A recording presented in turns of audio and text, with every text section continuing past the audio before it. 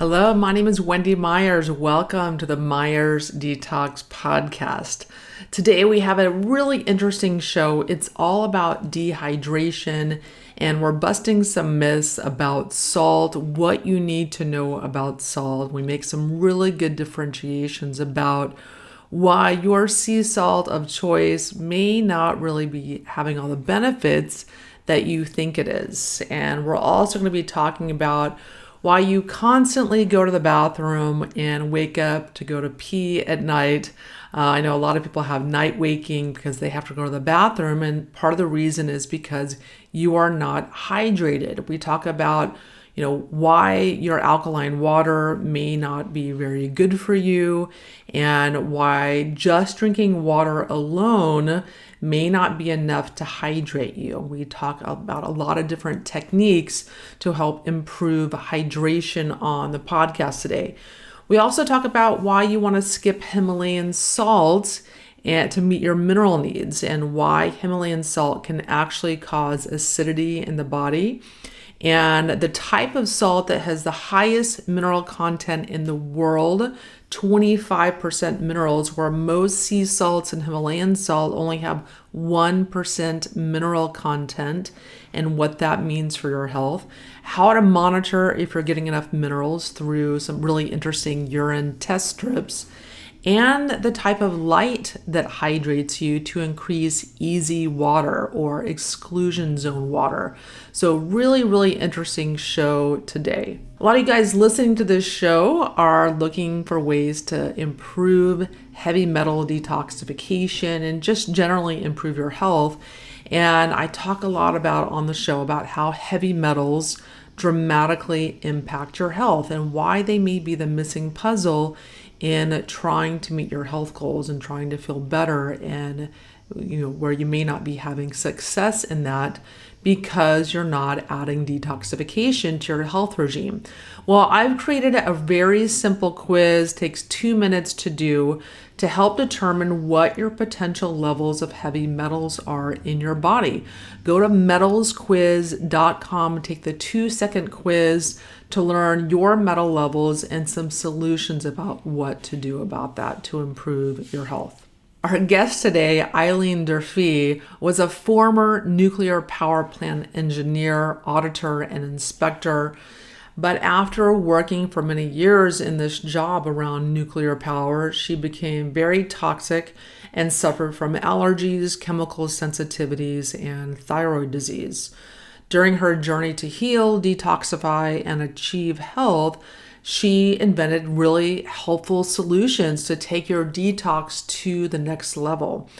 Eileen is passionate about taking good ideas and creating better health products to support detoxification, energy production, mineralization, and natural health.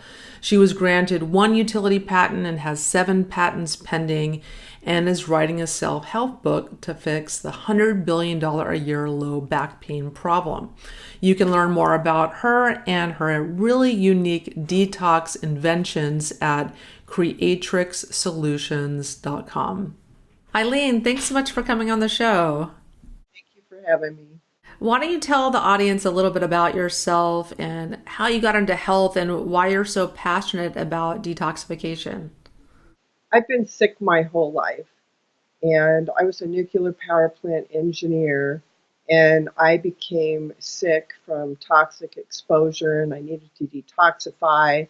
So I've kind of been on this journey because I felt like if the body just had what it needed, that I wouldn't need medications and all these things. So it's been quite the journey, and so I'm a gadget woman, and so I try to life hack and come up with better ways to do good things.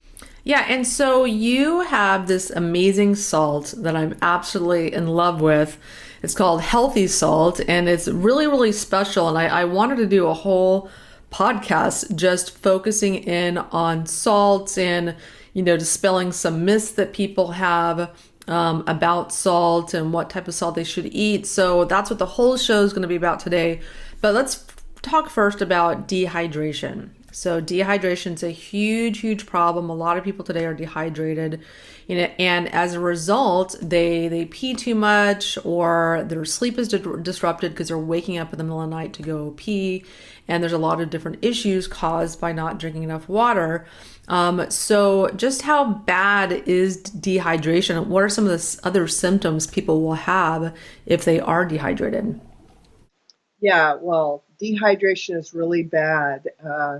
Even if you're just 2% dehydrated, there's measurable cognitive decline. And so that's every one of us, every single day, at least at some part of the day, we're dehydrated. And the body goes into this rationing system. So it's like whatever, water is available, it has to make use of. And so there's all kinds of receptors on cells to produce more histamine, to, conserve water and then prioritize what cells get water. And just a few examples would be your cartilage in your joints. That normally should contain a lot of water. But if there's water shortage, because normally the bone marrow, that's where the water comes through into the joint, but the bone marrow has a higher hierarchy of importance. And so the body will sacrifice and not send water to the joint, and then it causes pain because it's not cushioned, so it's not ready for movement, and it will preserve it in the bone marrow. So that's one instance. Another instance would be in digestion. Normally, the stomach will empty, really acid food, digested slurry into the intestines, but that would damage the intestines. And so what the body does, the pancreas actually makes like a sodium bicarbonate solution, but it needs a lot of water to do that. So how many people will eat a meal and they'll just feel like their food just sets on their stomach and sets on their stomach and it's not moving?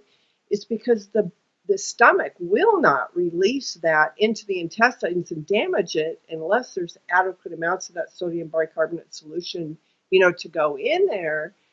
And what this whole cascade of digestion problems are because of dehydration. The valves that keep, the stomach contents in the stomach instead of regurgitating up and through the esophagus or the hiatal hernia, everything like that is like when there's dehydration, the muscles in those valves relax because it's preparing the body. It's like, okay, we can't damage the intestines with dumping our acid stomach contents in there, so it's got to come out the mouth. So the body begins relaxing all these things, and so people don't realize that these problems are because they're thirsty. I mean, Dr. Batman Galige, he wrote this book, Your Body's Cries, Your Body's Many Cries for Water. I love that book. You're not sick, you're thirsty. I mean, even, we're helping people to detoxify, and there's one thing at the cell level, these lysosomes. They're responsible for cleaning up all the molecular debris inside the cell. And they need protons to become very acid, to have this exchange from alkaline to acidity to, clean out the cell. And so when you're dehydrated, the water on the outside of the cell isn't in the quantities that it should be. But normally there's a special kind of water that they just discovered that will help this gel water to be able to have this exchange go in there. And so if you're dehydrated, it doesn't matter how many supplements you're eating, to get dehydrated. If there's water rationing going on in the body, then you're not going to detoxify. And there's one more example I want to give, and this is, breathing. We lose a lot of water through breathing. So one of the things that the body does in the water conservation process is it produces histamines to constrict. So it's going to constrict the lungs so you don't lose as much water there. So how many asthmatics are like so dehydrated? I think their symptoms would go dramatically down if they were, having the fluids where it needed to be. Yeah, I'm glad you brought that up because that's one thing. Any of my clients that have allergies or histamine response issues or anything like that, they have to drink more water. It's just a natural response the body has when it's dehydrated. So let's talk about salt. Why would consumption of salt help with hydration? This new fourth phase of water builds around salt. And like in chemistry, they say salt sucks because you've got the cell, you've got this osmotic flow. So on one side of the membrane, you got a low concentration of salt, and the other one, you got a high concentration of salt. So next to oxygen and water, salt is used more in the body.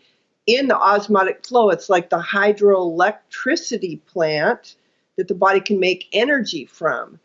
And the body will store like 27% of the salt in the bones.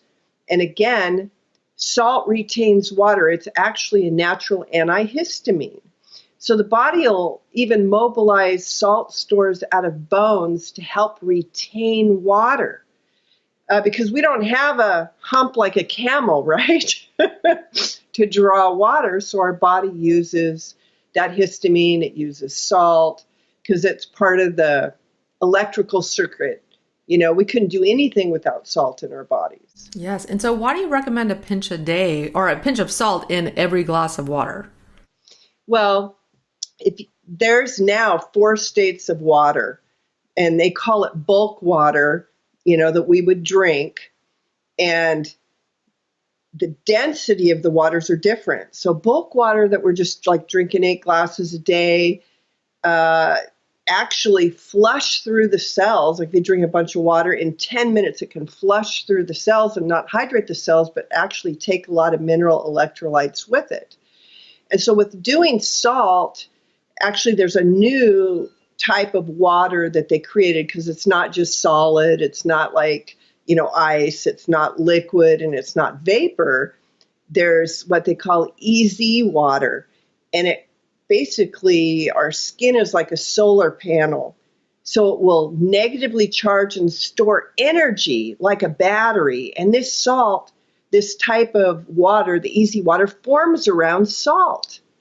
And so it's like an energy storage bank. And so our hydration cannot really be complete without taking salt, and we just don't want to strip and get rid of our minerals by just all of a sudden drinking 8 glasses of water a day. Yes, yeah, because that can, people don't realize that drinking, say they're trying to drink more water and they drink all this water and don't have enough salt intake, it's just going right through them. I don't know if anyone's paid attention to that, but if you're one of the people that you feel like you're constantly going to the bathroom, and that was me at one time, then you probably don't have enough minerals in your body. You don't have enough salt intake. And this is a big problem today because our food is largely deficient in minerals, or because our soils are largely deficient, and we have to actively work to replace the minerals in our diet that that are missing from there, that we're not getting. And so we don't want to just do that with any salt. We don't want to just put any kind of salt into every glass of water that we're drinking. Himalayan salt is very, very popular, has a lot of press. But what do you recommend that you feel like is better than Himalayan salt?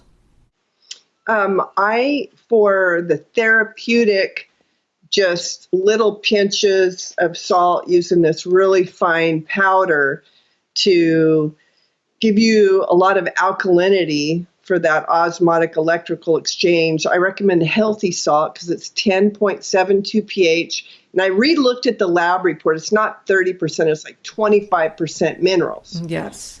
And then when you leave it in water, the pH does not go down and the ORP is low. So, there's a place for oxidation, like if we're doing some ozone therapies, because it'll break down toxins.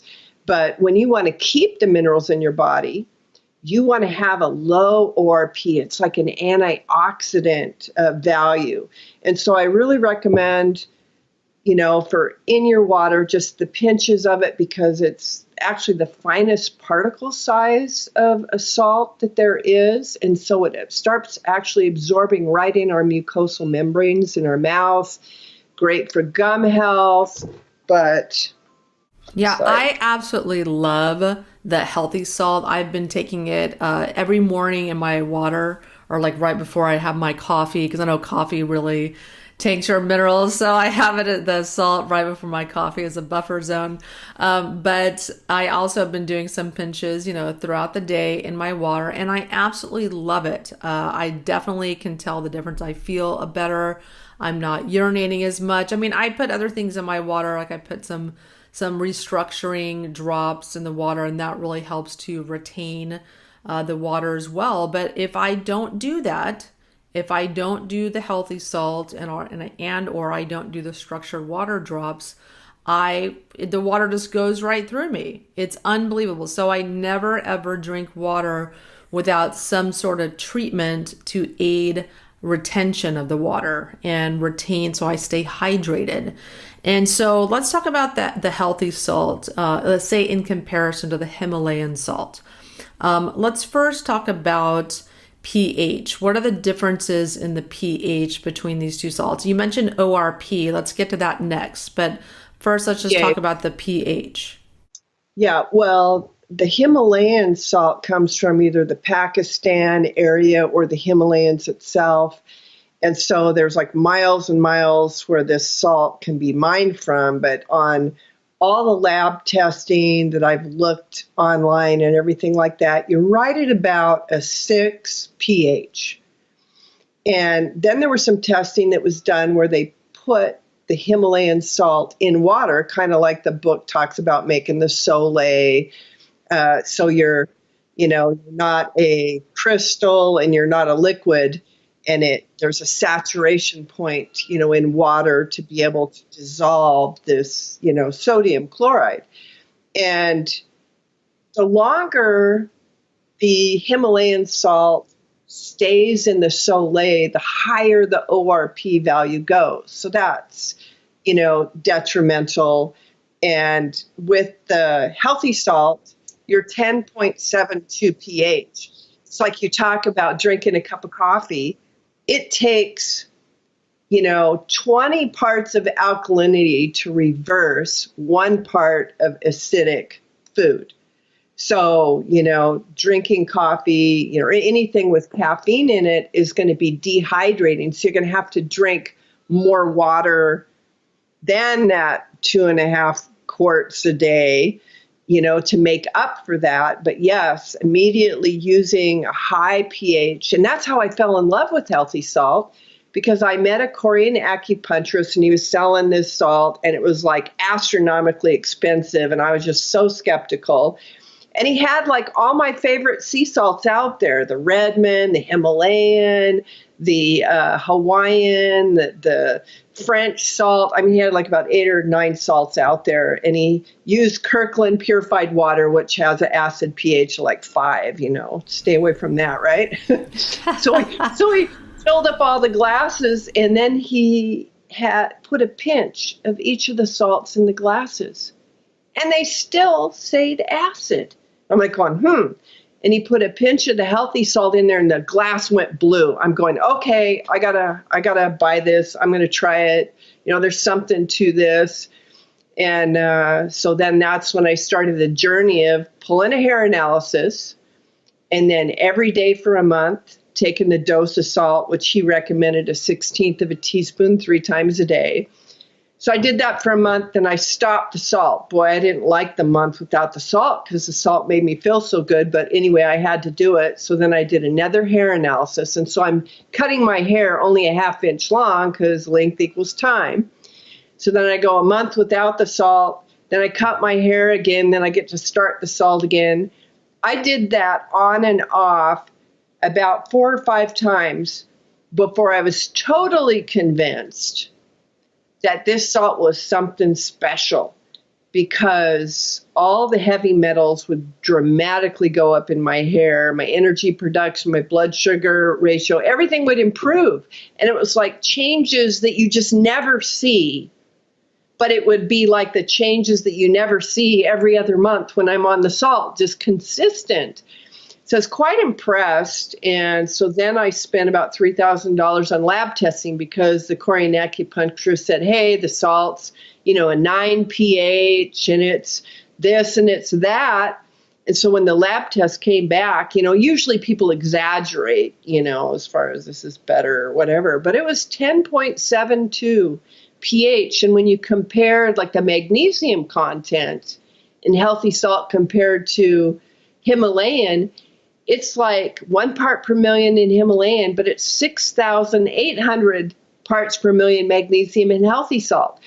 I mean, so besides satisfying the sodium requirements in our body and benefiting for creating more hydroelectricity from a greater differential in pHs from here to here, then the healthy salt is the clear winner. And, so as far as pH goes, I've never seen anything that works so well. It's like, that's the other thing is I got these test strips, these ultra sensitive ones, besides the hair, that's something that takes a month. But how about instantly seeing a change in hydration?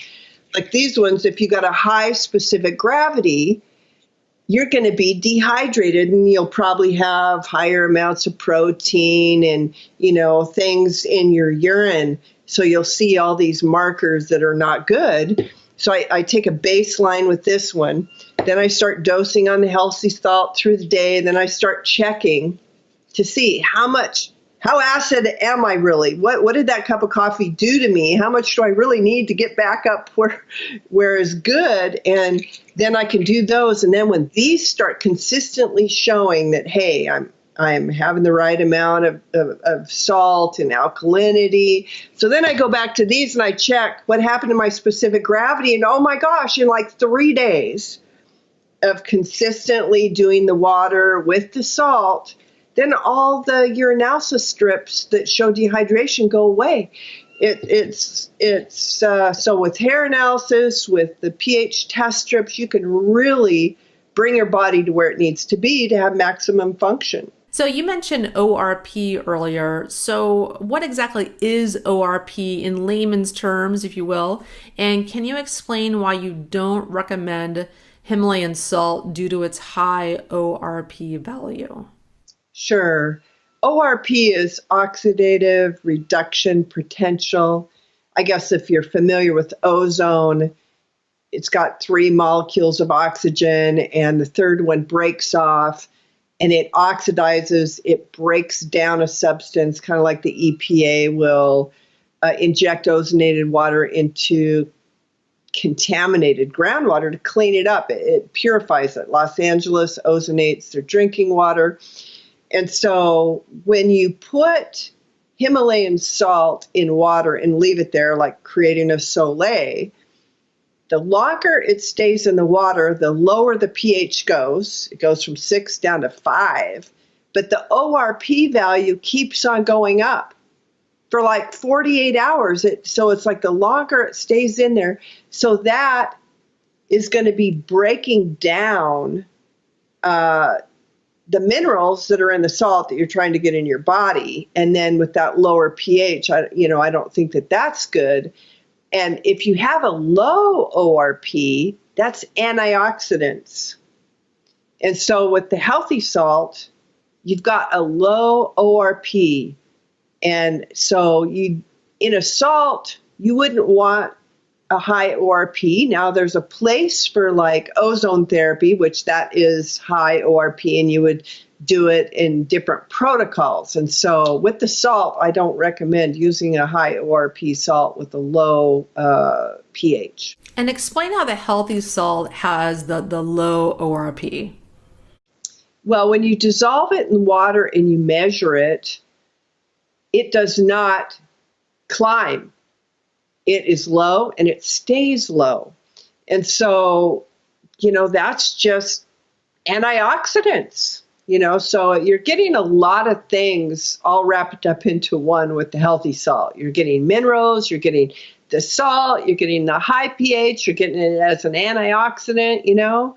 As I do more testing, I've got some ideas for testing. I have a theory that it might even make easy water, expand easy water. So we'll have to see if my theories are right and get that tested. That's awesome. So these pH test strips, so they're testing the urine, correct? Yeah, they can saliva, but yeah. So that's awesome. So you have these test strips that are testing the urine. So you can test for your hydration level, for your mineral reserves, your alkalinity or your pH. And that's just fantastic. And then you also have other, strips as well, where you can actually dip them into your water, say without the salt, you can dip them into your water and see if your water levels have metals in them as well. So it's an instant gratification for testing your water. And so I love these test strips that you have. There's another test strip you have as well. Can you talk about that one? Yeah.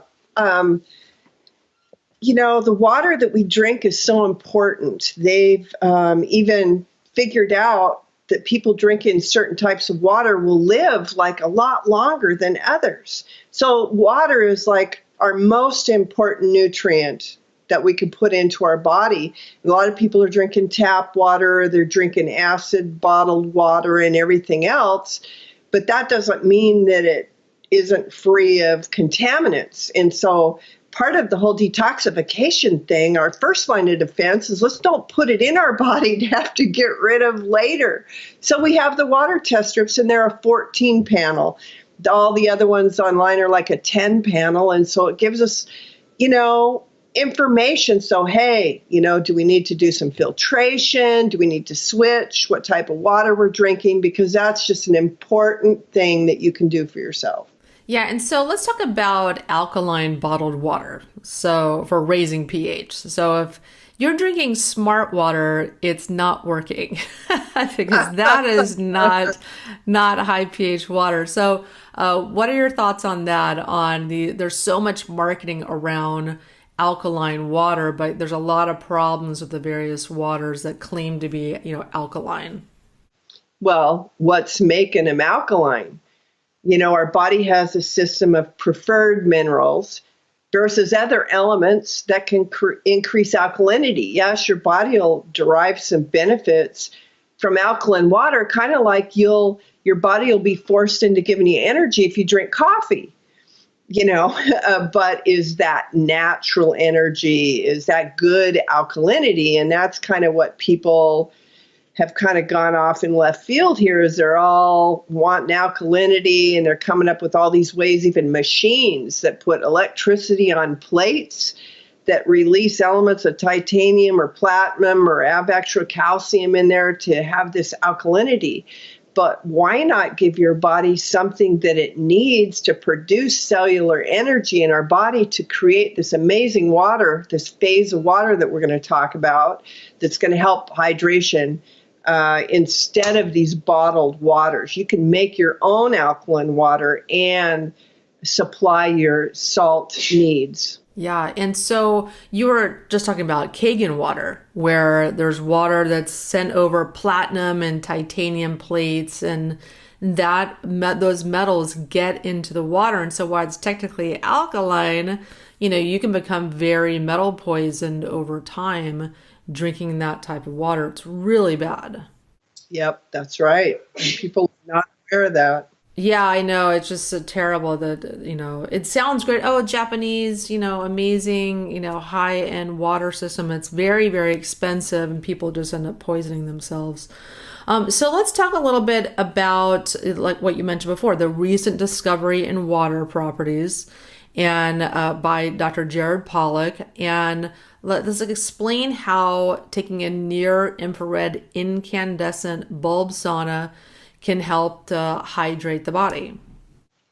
Yeah, it was interesting. I mean, water is almost unexplainable. There's 70 anomalies in, biochemistry that happen around water. I mean, they still don't understand it. And so at the University of Washington, he was studying water, and they found this phenomenon where water becomes negatively charged, which they didn't think was happening before.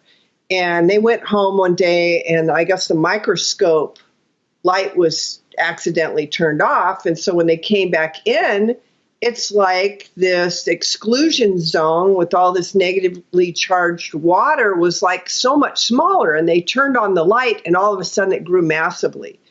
So then they understood that water absorbs this light and becomes like a battery, because this water becomes thicker. It needs to have salt around it. That's where the water, they called it EZ, exclusion, because it'll push everything else out of that area and just become negatively charged. And it will actually really separate the positive to the negative. So in theory, you could put electrodes in there and produce electricity out of water. And they did an experiment, and they did that. And so then they did studies, and they found out that water grows faster with infrared light. So obviously sunshine, probably the reason why we feel so good when we go out in the sun is that easy water is expanding and storing energy.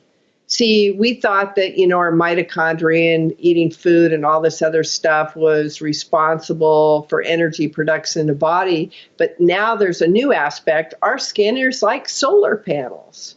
And so, but this water is denser.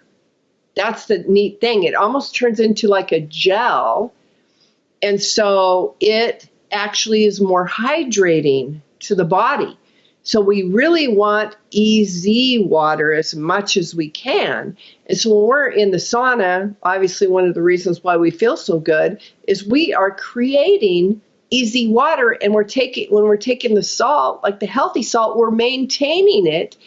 And then we're getting that hydroelectricity that's produced through the osmotic action of the high and the low. And then our detoxification goes up, because the EZ water has to get inside the cell. And because of this negative and positive charge, protons are attracted to it. So that's where, when it goes inside the cell, these lysosomes attract the protons, and they become really, really acid. So then this whole acid alkaline thing happens to where it propels and cleans up all the debris in the body. And so it's like light. Oh my gosh. Taking a sauna will hydrate your body. Yes. Just take your salt with it. I mean, it's just amazing. Yeah. And I love this because, I've been talking for years about, how when you're doing a hair mineral analysis, and then, you can look at your mineral levels and gauge them, and then you need minerals for detoxification. And it's difficult to get the amount of minerals that you need. It's difficult to supplement that away. And then you have to drink, juicing. It is a great way to get minerals, but can be very expensive and time consuming. And this is just a really great, easy way to just, in addition to what you're already doing, to hydrate your body. This is one of the most basic things in health, is you have to get adequate minerals. I mean, not only for detoxification, but just for your body to work properly. And being properly hydrated by the book, what was it again? Everything You Need to Know About Water. What's it called? I think everybody should read this I've book. read it. I just couldn't remember the title. What is it again? Yes, Your Body's Many Cries for Water. Yes, it's such a compelling story. But yeah, just if you're dehydrated, you have more pain, you have more allergies, you have more histamine reactions, you have more brain fog, you have more fatigue. I mean, there's so many negative symptoms that people can have when they're dehydrated. So let's touch on the sodium and high blood pressure. Yes. There is a chapter in this book. So everybody that's got high blood pressure, go buy this book and read it. But it's your body's rationing system, where it's constricting the blood flows. If the kidneys don't have enough water to process the urine, it will actually squeeze the blood vessels, and it has this reverse osmosis plant and a shower spigot where it will actually harvest water out of the bloodstream for the kidneys to work. And that whole process creates high blood pressure. And this doctor says that it's just a symptom of severe, long-standing dehydration. Mm-hmm. And so he says for people that have edema and swelling, they need to actually measure the amount of their urine output compared to their water intake. And they have to go very, very slowly. And if they start having edema, swelling, that's kind of like your body creating its own camel hump. It's like, oh my gosh, here's all this water. We gotta store it, and we gotta ration it out based on, all these protocols and hierarchies. And so what he said is to stop the salt intake when you're swelled up and drink enough water to where that begins to recede. Then you work up with very tiny little bits of sodium with the salt so it balances it. And maybe over the course of 1 to 2 months, you'll be able to rehydrate your body. And so that's a common question people ask with sodium and high blood pressure. And, I swell up like a balloon, so you're dehydrated. Yeah. And that part of that also is from sodium chloride, like the table salt that people eat, where the doctors, that's what they're telling you to avoid, is the sodium chloride. An ignorant doctor will say avoid sea salt also. But the sodium chloride that makes you retain water too, but it makes people very, very ill. It's a poison to the body, very, very different than healthy salt, which has, 100 minerals that's in it? Oh, if you do the ultra trace minerals, yeah, it's just like, and that's the other thing for the genetic code to work. There's a scientist that documented that we need at least 49 minerals for basic functions, and apparently another 10 that is highly suspect as minimum requirements. So even in food supplements, where are you going to get 49 to 59 minerals? You're not going to get it, and that's the other thing about healthy salt that I really liked, is because in this quest to find all these, analysis of all the other different salts, real salt, 98 something percent sodium chloride, they all had very few minerals in them. But I ran across this information about a French scientist, at the turn of the century, was basically taking seawater and processing it in a way that he would give it to humans. And even one in his studies, he took the blood out of dogs and completely filled them up with this seawater, and they were living, walking around just fine.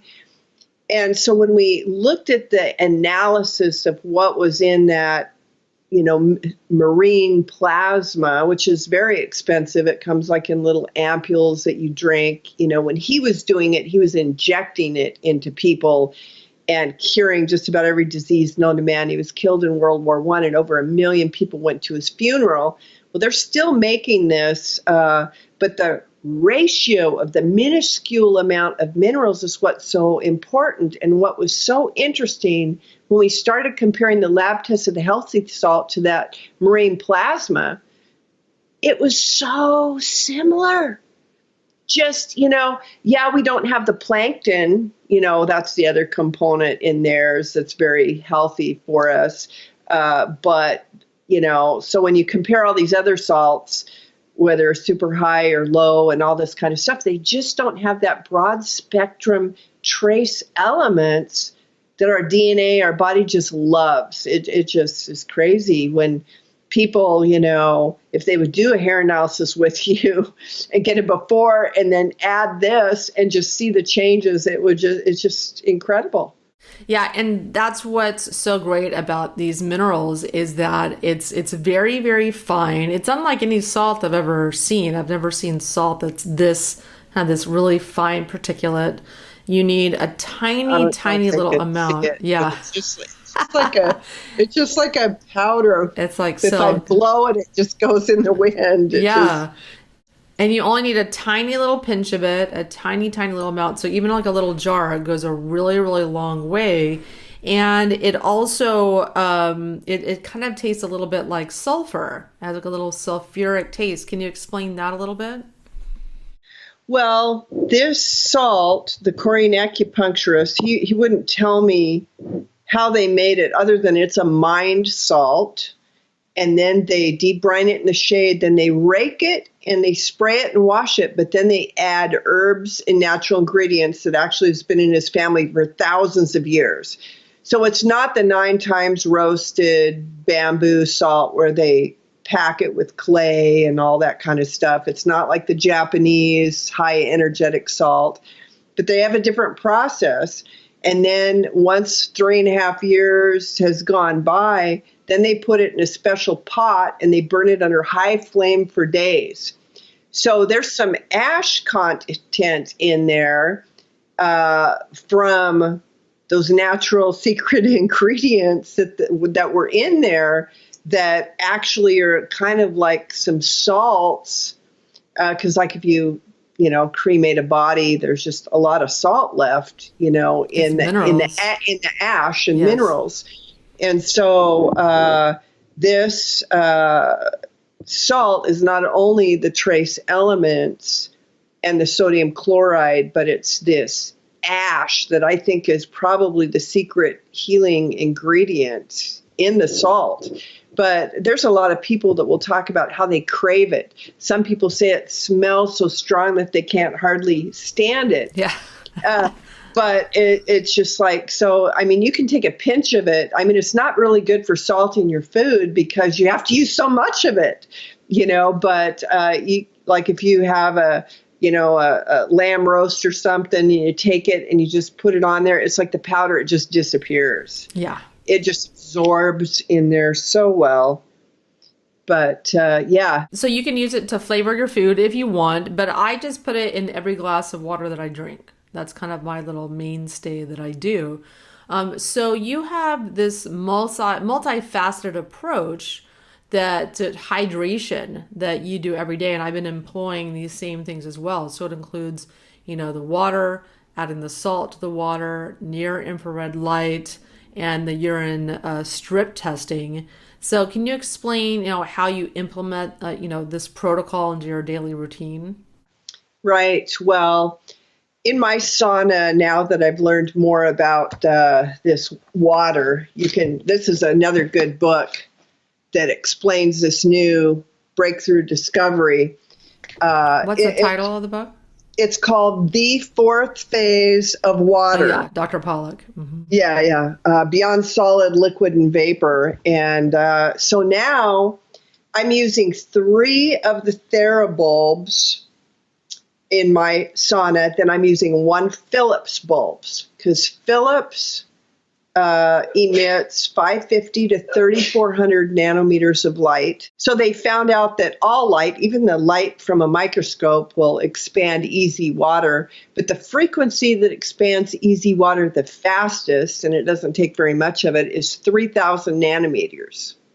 So that's why I use 1 of the Philips bulbs now in my saunas since I've learned that. So it's like I'm maximizing my, solely near infrared, but then I'm getting some of the mid-infrared frequencies that you can get in an incandescent bulb sauna. Yes, because you make saunas. You have a Sauna Fix sauna that people can find at creatrixsolutions.com, just so you guys know what she's talking about.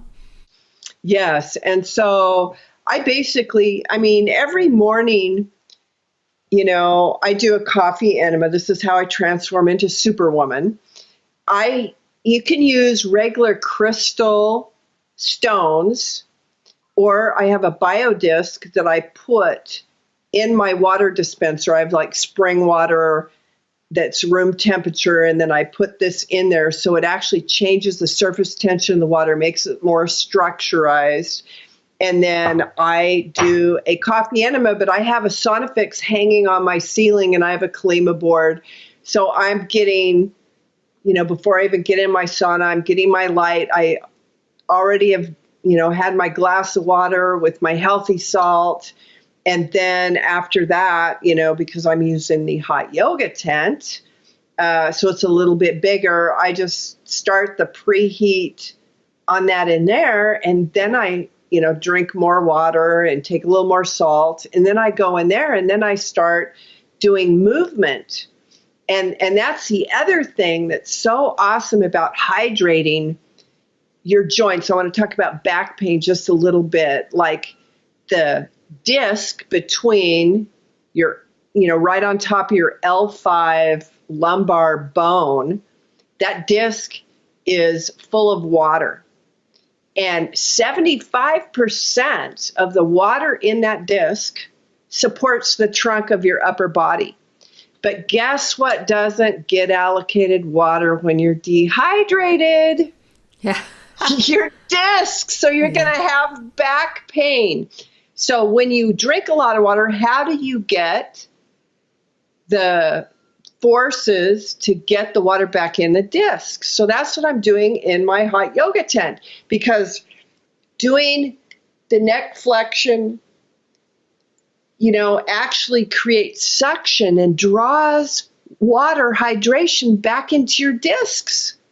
And then also I have this other invention that we'll be talking about later that I arch over. It's not like a regular sit-up, but I arch over it. So, I got the light shining on me. I've got the water in that I consumed. I got the salt. So now I'm using the mechanical advantage of sucking the water back into my vertebrae discs to create, hydration, and also, bending your joints with the light, because as your body begins moving more water back into your cartilage, when you're actually shining the light, then it's going to create the easy. So it's going to be more of a gelled, cushioned water. So you can really limber up and create some hydration going on in your joints where it's lost it, where you're going to suffer more damage. Yeah, and so many people today, and I suffered this myself, they have back problems because of, they have bad posture and sitting at their desks and, like this in front of their screens. But people are also dehydrated, and then they just turn the wrong way or do a little bit too hard of a workout or whatever. They have weak stomach muscles or not exercising enough. And lo and behold, they get a bulging disc or a slip disc. And part of that is due to being dehydrated and it's not just, I'm just out of shape, or that's just runs in my family. We all have bad backs, or you're dehydrated. And then people also have, a lot of people have high blood sugar. That also compounds the problem. That also contributes to dehydration as well. And then the muscles, the proteins, in the act of using a muscle, it folds. But guess what? You got to be dehydrated. You have to have that easy water and the protons there to open the muscle up, so that when you're dehydrated, your muscles won't work right. Yeah. Mm-hmm. Yeah. All these people trying to work out that are not hydrated, then your body, that we see all these high cortisol levels. So your body begins cannibalizing its own tissue to produce the energy that it needs, because it's lacking energy too. So it's a vicious cycle. Really, really good book on water. Everybody should read and reread. Yeah, I actually wrote a book called I actually wrote an article rather called Dehydration Causes Pain and Disease, based on his book and about dehydration and how really proper hydration solves so many different problems. That's just the most basic thing we're talking about today on the show. And you have some tools with the healthy salt to be able to really maximize your hydration even more so. Because I found I'm drinking really high quality water. I'm drinking spring water or properly filtered water. I know what I'm doing. I put a lot of research into it, but it's not enough. It's not enough to just drink clean water. So water today is not structured properly, and we don't get enough minerals to hold the water in our body. So if you are waking up in the middle of the night going to pee too much and it's keeping you up, if your urine is just running through you, you're drinking a glass of water and it's just running through you, you need to take some extra steps to remineralize properly, to hydrate properly. I mean, mercury toxicity can also cause this. It can cause ADH, which helps to retain water in your body. Mercury will cause problems with that, and that can cause water to run through you. But really, the basics are mineralizing your body and having enough salt in your body to hold on to the water. So Eileen, is there any other parting thoughts that you want to share with the audience on this topic? There's foods too that people can incorporate that have a lot of this gel, this easy water. So we can actually hydrate by eating certain foods. Like I listened to this TED Talk of this lady who is an anthropologist, and she was studying, what did these people in the desert during drought times do? They weren't drinking 8 glasses of water. How else did they hydrate? And her mother had a huge dehydration problem in a nursing home. And so what she did is she found out that chia seeds have tremendous amount of EZ water in them. And so she just ground up chia seeds, sent it to the nursing home and said to put some in her morning orange juice. And she never even had another chronic dehydration episode, even though she lived in her 90s. And so there are things, different root vegetables. I mean, the leafy greens are just full of EZ water. And then we could, incorporate those into, our diet, which a lot of us are probably already doing. But so we don't have to get all of our hydration from water. But if we can do the water, the structured water, something as simple as using crystals in there or this in your water, or use it like a coaster, in 20 minutes, you'll notice the difference in the change of the water. And that's the biodisc. You can get that on creatrixsolutions.com. Yeah, and so it's just all these little life hacks, and then monitor, figure out, are you really hydrated? How much further do you have to work at this, and then develop a habit. Hey, it takes 30 days to develop a habit, So. Yeah, I love the test strips. I think they're a great way to monitor what's going on. And some of that in the past, the pH test strips weren't so great, but we've really come a long way in the technology and their accuracy. And today, like you have these amazing strips that people can use to monitor. Yeah. So don't get the 14 panel and think you're going to really see a change in your pH on this one because of the incremental steps are too big. This one, the incremental steps are, the pH test strips, they're like 0.25. You are going to see changes very fast with this. And so the combination of both is what I would do, because some people, they're going to have a different alkaline, mineral reserve. There's some tests. It's written on the little box of how to figure out if you've got a good electrolyte reserve, and the different indicators. And you can do, saliva pH. You can do lemon saliva pH. You can do an alkaline food test or a acid food test, and you can really dial right in there to see how quickly you can proceed on a detoxification program, because if you don't have the amount of minerals and you're minerally deplete, you're going to have a whole lot more Hexheimer reactions, retracing reactions. And so just the simple water and salt and pH and build that up, and then you can kind of like start running on your detox program. Yes, and that's so important to mineralize to aid detoxification, because minerals help to push metals out of the body. It's the most basic way, a most simple, effective way to detox your body is simply mineralizing it, and your body will just start getting to work on its own, pushing mercury out, pushing other metals out by displacing those metals in the body with minerals. And so, well, Eileen, thanks so much for coming on the show and really illuminating why we need to increase hydration in our body and some of the symptoms dehydration causes, and a lot of your amazing tips to remineralize the body to increase hydration and monitor your progress as well to see if what you're doing is working. So Eileen, thanks for coming on the show. Tell us where we can find you and all your healthy salt and test strips and biodisc. It's on creatrixsolutions.com.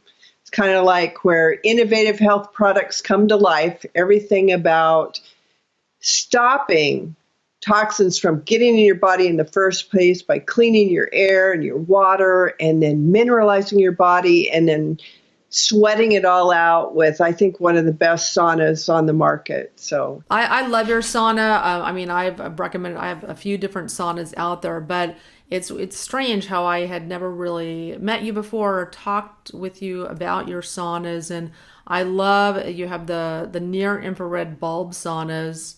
But not only that, you've got this reflective coating inside that helps to increase the heat, increase the effectiveness, increase the amount of toxins coming out of you faster.